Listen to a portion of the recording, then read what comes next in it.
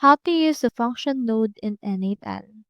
In order to do that, you first need to head over to your n8n workflow and click onto this plus icon. Click onto this search and search right here for function. Here we have the code, AI transform, and the likes. So the function node provides a JavaScript editor where you can write your code. So you can just proceed to click on this right here and choose right here which one you want. I'll just choose JavaScript. Then after that, you can just choose right here the language, the mode, as well as the JavaScript option. You can also ask AI to create codes for you if you would want. With this, you can input data from previous nodes is when accessible within the function node.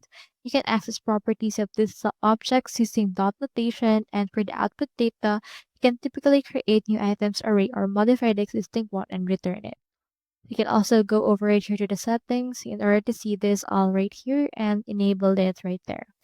So that's all there is today, and I hope this video helped you out.